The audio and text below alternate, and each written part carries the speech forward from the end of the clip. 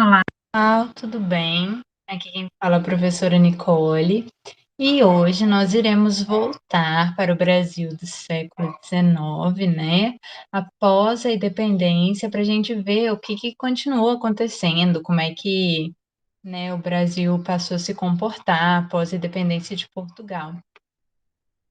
Essa é uma matéria que vai ser um pouco extensa, então eu irei dividir o vídeo em algumas partes para que vocês consigam compreender melhor. O conteúdo vai ser do primeiro reinado, né? Primeiro eu vou falar sobre o primeiro reinado, e dentro desse conteúdo vai ter sobre a construção do Império do Brasil, as guerras e os conflitos, o declínio do primeiro reinado, período regencial que foi de 1831 a 1840. Vou falar também da segunda fase do período regencial e, por fim, as revoltas do período regencial. Isso aqui vai abarcar tudo do primeiro reinado. Depois teremos o segundo reinado e o inicinho, assim, da República do Brasil. Hoje eu acredito que nós iremos conseguir ver os 3 primeiros tópicos. Então, vamos falar sobre a construção do Império do Brasil, né? E o primeiro reinado do Brasil foi crucial para a consolidação do processo de independência do Brasil. Então, depois que o Brasil se tornou independente de Portugal, né, começou aqui uma outra fase, uma fase da monarquia dentro do Brasil. Nós consolidamos, né, construímos o nosso império. E o que eles tinham como objetivo, né? Eles buscavam instaurar uma monarquia constitucionalista no Brasil. E para isso, eles criaram uma Assembleia Constituinte que em 1823 deu origem para a nossa primeira Constituição. Então, em 1823, a gente tem a nossa primeira Constituição, a partir do momento que a gente passa a ter uma monarquia, que a gente tem um imperador regindo todas as normas dentro do país. E essa Constituição, ela tinha influências liberais e ela determinava uma tripartição do poder no Império, ou seja, eram divididos em 3 poderes, essa Constituição, e os poderes eram divididos, né, entre diversas camadas, ó. Era o legislativo, né, que ficava responsável na Assembleia Geral, que era formado por uma Câmara de Deputados no Congresso e de senadores no Senado. Tinha o Poder Judiciário, que era representado pelos tribunais e os juízes, e o Poder Executivo era executado pelo imperador, que aqui no caso, né, já era Dom Pedro I. Em relação ao voto, ele era um voto censitário. O que é isso? Ele era, só podia votar quem tinha uma determinada renda, uma determinada presença dentro das camadas, né, da nossa sociedade. E eles podiam votar em deputados e senadores, e era pautado dentro das rendas anuais. Ou seja, o imperador, né? Você não votava, ele era já Dom Pedro I, era ele mesmo. Só votava nos senadores e nos deputados. Mas, devido a algumas desavenças, né, de Dom Pedro e a Assembleia, né, o imperador ele passou a ver essa Constituição como uma forma, né, das elites, delas limitarem, reduzir os poderes que o imperador viria a ter. Aí o que ele fez? Falou assim: ah, não estou aceitando muito bem isso daqui, não. Quero uma outra Constituição. Aí o que ele fez? Falou: eu quero implantar uma monarquia constitucional liberal. O que ele queria? Que o poder ficasse extremamente centrado nele, mas que ainda tivesse algumas ideias liberais permeando essa nova maneira de gerir o país. Aí teve o cancelamento dessa Constituição, né, de 1824, de 1823, na verdade, desculpa. E ela foi marcada por muitas revoltas. E a partir disso, eles elaboraram, né, uma nova carta, e ela foi outorgada e passou a vigorar de 1824 até 1889, ou seja, ela vigorou durante todo esse processo do Império do Brasil, e ela só foi substituída quando o Brasil passou a ser uma república. Nessa Constituição, né, agora de 1824, tinham elementos da política liberal, mas também tinha essas medidas centralizadoras. Essa tripartição de poderes continuou, né, e ela dava continuidade no governo monárquico, porém ela centralizava ainda mais, sabe? A partir disso, o imperador tinha ainda mais poder dentro das decisões. Porque também surgiu um novo poder com isso, poder moderador. E quem que exercia esse poder moderador? Era o imperador também. E esse poder moderador, ele era inviolável e era sagrado, ou seja, era somente algo diretamente ligado ao imperador. E o imperador tinha atribuições como a nomeação de deputados e de senadores, sanção de decisões da Câmara e do Senado, a dissolução da Câmara e a convocação de novas eleições, ou seja, né, o imperador passou a gerir todo esse aparato, né, político, como que ele funcionava, ele estava ali à frente da escolha das pessoas que iriam compor essas câmaras, queriam estar ali do lado dele, pensando no país, ou seja, era completamente centralizado esse poder, né, porque o imperador tinha controle de tudo que estava acontecendo ali no meio político. Também houve mudanças em relação ao catolicismo, né? A partir disso, aqui no Brasil foi instalado o sistema de padroado, que já estava sendo vigorado lá em Portugal. E o que esse sistema de padroado prezava? Queria diminuir a autonomia da instituição católica. Por quê? Aí o imperador ele também passava a ter o poder para indicar nomes para o preenchimento de cargos eclesiásticos e poder vetar decisões da igreja. Ou seja, a partir de agora, Dom Pedro ia falar assim: manda e desmanda dentro da igreja também. Ah, aquele cargo ali, não estou gostando da pessoa que está ocupando, que está indo muito contra o meu jeito de governar. Ele tinha o poder de ir lá, de querer mudar e tudo mais, de vetar, né, as decisões da igreja, porque, como a gente sabe, durante os períodos anteriores, a igreja foi fundamental dentro dessas questões políticas. A partir de agora, ela começa, assim, a dar uma separada, né? Essas questões políticas passam a ser mais voltadas mesmo para esse âmbito governamental, para esses poderes, para o imperador. A igreja passa a enfraquecer um pouco o poder. O sistema eleitoral censitário, né, continuou, né, e manteve o direito das elites na participação política. E o que acontecia, né? Essa elite controlava os votos por meio do quê? De fraudes, de intimidações. Essa elite, ela tinha muito poder, então ela estava ali coagindo as outras pessoas para que elas votassem nos candidatos que melhor, né, atendesse os seus desejos. Pensando assim em relação à economia, nas primeiras décadas do Brasil, depois da independência, né, foi marcado por muitas crises, porque teve uma diminuição das exportações agrícolas.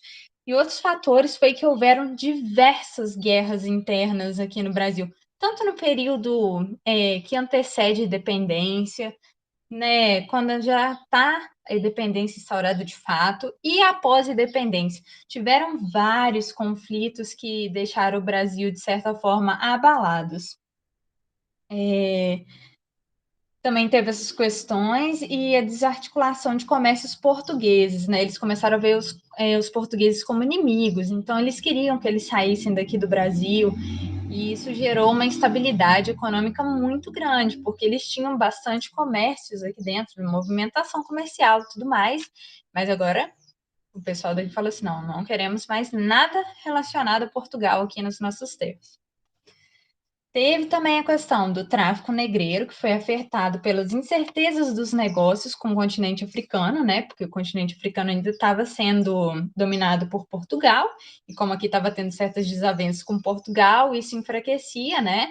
Essas negociações, e também teve a pressão inglesa, né? Que, como vocês devem se recordar, a partir do momento que o Brasil vem para se tornar independente, a Inglaterra impôs algumas medidas, né? E uma delas era que o Brasil abolisse o tráfico negreiro, a escravidão. O Brasil concordou lá e tudo, mas o que aconteceu? Dom Pedro falou assim: não, não tem como não. Por quê? Porque isso vai ofender as elites, e as elites é o que me ajuda a manter aqui no poder, né? Então, vamos fazer vista grossa aí para os ingleses, né? Vamos fingir que a gente diminuiu as coisas, mas na verdade nada disso estava acontecendo. E o que que aconteceu? O que que o Brasil viu uma forma para ele poder sair, né, dessas crises econômicas? Ele passou a se endividar ainda mais. Pegou empréstimo com os bancos ingleses, grandes quantias, né? E aumentou ainda mais a dívida que ele já estava tendo com a Inglaterra. E isso, assim, só foi virando uma bola de neve, dívidas e mais dívidas para tentar se reestruturar. E até hoje nós temos diversas dívidas que vão se mantendo por anos aí. E o que que acontece com isso? O Brasil continuou orbitando em torno do capitalismo europeu. Por quê? Na parte do Brasil colônia, nós dependíamos de Portugal, né? Portugal era a coroa, era a metrópole, tinha essas ligações econômicas com o Brasil. E a gente era quem enviava as matérias-primas para Portugal e tudo mais. Aí, independência, falamos assim, vamos ser uma economia própria agora, nossa. Não, passou a depender dos ingleses agora, né? Com esses empréstimos e também em relação à matéria-prima enviando para os ingleses. Até porque Portugal, né, fez um trato com o Brasil de diminuição de taxas, né, para continuar com esse comércio. Ele comprava aqui do Brasil se ele tivesse as taxas menores. Ou seja, a gente continuou refém desse capitalismo europeu. Passando agora a falar sobre algumas guerras e conflitos, né, deste primeiro reinado, vamos observar. Mesmo após a coroação de Dom Pedro I como imperador em diversas regiões brasileiras, grupos de brasileiros e portugueses entravam em conflitos. Portugueses, né, claro, estavam ali prezando pela presença do rei, do imperador, né, imperador de origem portuguesa dentro do país, comandando, enquanto que os brasileiros olhavam e falavam assim, um imperador governando a gente, que perigo de tudo voltar, né, para época da colonização aqui, temos que ficar de olho. Aí gerava conflito entre, né, esses dois grupos, porque uns estavam ali defendendo a permanência de Dom Pedro, a permanência de ideais portugueses, enquanto os brasileiros queriam novidade, queriam autonomia dos poderes, queriam um brasileiro representando eles. Aí, entre 1822 e 1831, na Bahia teve uma manifestação contra as presenças dos portugueses no Brasil.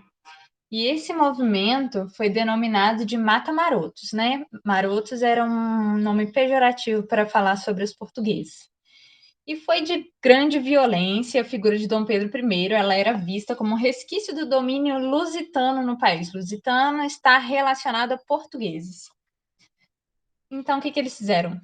Depredaram, saquearam lojas e comércios portugueses, né, exigindo a expulsão deles de Salvador. Deu o maior rolo. E, enquanto isso, em Pernambuco, né, em 1824, tiveram movimentos contra o domínio exercido pelo poder central no Rio de Janeiro, inspirado em ideais liberais federalistas. Eles buscavam por sua autonomia. Eles não aceitavam muito bem essa ideia do poder ficar todo centralizado lá no Rio de Janeiro e eles lá tão longe, tão distantes, não estavam participando de nada do que acontecia. Eles queriam ter sua própria autonomia, eles queriam poder gerir o lugar deles e ter novas políticas e economias e cultura e tudo mais. Eles queriam gerir esse lugar. Então, isso causava grandes revoltas. E esses federalistas, eles eram contra o império centralizado no Rio de Janeiro e mantido por um imperador de origem portuguesa. Dom Pedro I, ele era considerado muito autoritário. Bom, a partir do momento que você tem um governante onde pega uma centralização do poder, né? Só ele gerindo tudo isso, a gente percebe traços autoritários dentro destes governos. Enquanto que os republicanos, eles defendiam o fim da monarquia centralizada. Eles eram a favor da criação de diversas repúblicas pequenas e autônomas controladas por elites locais. Isso daqui, né, é uma ideia muito similar o que aconteceu após a independência das colônias espanholas, né? Criar novos lugares, novos países menores, mas com autonomia, controlado pelas elites locais, tendo sua própria economia, próprios políticos e tudo mais. A gente pode pensar muito nessa relação, mas aqui no caso é no Brasil. Aí, com a assinatura da Constituição de 1824, teve mais instabilidade ainda política, né? Internamente, Pernambuco estava dividida entre senhores de engenho e uma rica elite produtora de algodão. E foi entre essas duas elites aí que houveram conflitos para ver quem que iria assumir. Mas depois de diversos problemas e desentendimentos com o imperador, a capital de Pernambuco foi sitiada e o governo revolucionário foi derrubado em 1824. Eles falaram assim: não, chega disso daí, o pessoal ali está querendo emancipar da gente, não vamos dar palco, não, que senão começa a eclodir isso no Brasil inteiro e ninguém segura, né? Aí eles foram lá e deram um fim nessa revolução, essa revolta. Enquanto isso, que no extremo sul do país, né, teve um outro conflito também de origem separatista, lá na Cisplatina, e que mesmo depois do retorno da família real e da proclamação da independência, essa região permaneceu sob domínio brasileiro. Mas o que ela queria? A sua autonomia também, igual aos outros lugares. Mas lá estava tendo uma luta entre quem? O Brasil e a Argentina, porque eles queriam muito esse território, por uma questão estratégica, tanto de navegação quanto de comércio. E entre 1825 e 1828 aconteceu essa guerra, porque os dois países queriam, né? Era um lugar visado para as relações econômicas, então eclodiu-se uma guerra. O que aconteceu? Os uruguaios acabaram declarando a independência da região e o Brasil e a Argentina saíram esgotados das guerras, mas essa região da Cisplatina passou a enfrentar diversas crises, né? Por quê? Porque era um lugar ainda muito visado, eles não tinham essa dependência econômica e tudo mais, então eles tiveram que se reerguer, reconstruir e repensar tudo a partir do zero. E agora, já pensando um pouco mais sobre o declínio do primeiro reinado, né? Vamos ver o que aconteceu para que esse primeiro reinado viesse a declinar. Com a súbita morte de Dom João VI, lembra Dom João VI? Estava aqui no Brasil, foi para Portugal de volta, né? Era pai de Dom Pedro I, deixou Dom Pedro I aqui para governar e voltou para lá. Ele faleceu, né, por envenenamento no dia 10 de março de 1826. E teve uma disputa pelo trono, né? Tanto por Dom Pedro quanto pelo outro filho, Dom Miguel. Que todos os dois, né, pensaram assim: o trono vai ser meu. Aí o que aconteceu? Dom Pedro, né, muito esperto, daqui falou assim: não vai ter como, né? Portugal e o Brasil se unirem novamente. Está tendo muito conflito, tanto de um lado quanto de outro. Aí o que ele fez? Ele abdicou do trono português em nome da sua filha, Dona Maria da Glória. Na época ela tinha 5 anos. Mas não deu certo porque o irmão dele, Dom Miguel, assumiu o trono. Aí, além de Dom Pedro I não ter herdado o trono português, o imperador estava prestes a perder também o trono brasileiro. Por quê? Porque estava tendo muita insatisfação aqui no Brasil das elites locais devido à sua excessiva centralização e autoritarismo, né? E fora que ele também está se envolvendo em muitas questões políticas ligadas a Portugal e várias guerras que custaram muito caro aqui para o Brasil.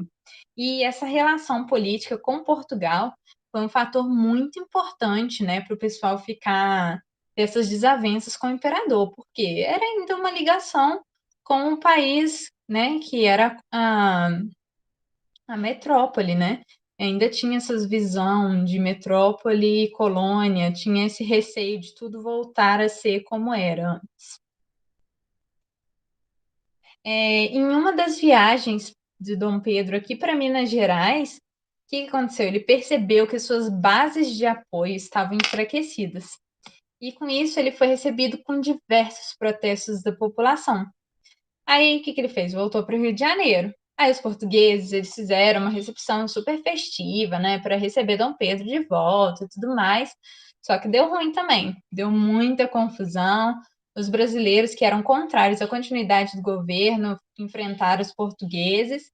E essas desavenças, ela tem um nome, que ficou conhecido como a Noite das Garrafadas, que aconteceu em março de 1831. Aí o que que Dom Pedro fez? Ele tentou, né, buscar recompor essa sua base política, e no dia 5 de abril de 1831, um ministério composto em sua maioria por brasileiros foi dissolvido por Dom Pedro e um gabinete de portugueses foi colocado no lugar. Ou seja, né, a gente já sabe que isso ia dar ruim, os brasileiros iam falar assim, como assim? Agora não vai ter mais brasileiro aí, vai ser só português? Dito e feito, acabou motivando diversas revoltas e manifestações contrárias à permanência de Dom Pedro. E com isso, o imperador abdicou do trono no dia 7 de abril de 1831, em favor de seu filho, que também se chamava Pedro e tinha 5 anos. Olha que coincidência, mesma idade da filha dele na época que o pai dele faleceu, né? E a partir daí, Dom Pedro abdicou, né, do trono, passando agora, então, para o Dom Pedro II, né? Que daí vem essa parte do segundo reinado. Aí, logo surge o período regencial. Mas essa parte do período regencial eu vou deixar para um próximo vídeo, né? Para não ficar muito confuso essa matéria. Eu espero que vocês tenham compreendido mais ou menos como que funcionou, né, esse período do primeiro reinado aqui no Brasil, que teve muita relação com esse pós-independência do país, esses conflitos, né, contra esse imperador de origem portuguesa, conflitos também com os portugueses, guerras buscando autonomia e separação do país, perceber que esse foi um período muito conturbado, que a gente teve a nossa primeira Constituição e logo em seguida que já foi substituída por uma outra Constituição. Tivemos poder centralizador, né, que o imperador estava tendo poder todo centralizado para si, e que vocês compreendam essas questões econômicas também, essa relação ainda muito próxima do capitalismo europeu, essa relação com a Inglaterra, essa ligação de crises dentro do país, né? E depois nós iremos falar sobre esse período regencial e do segundo reinado. Caso vocês tenham alguma dúvida, não hesitem em me perguntar, ficarei muito satisfeita em poder ajudá-los a compreender melhor essa matéria, viu? Por hoje, então, é só. E encontro vocês em breve. Tchauzinho, pessoal.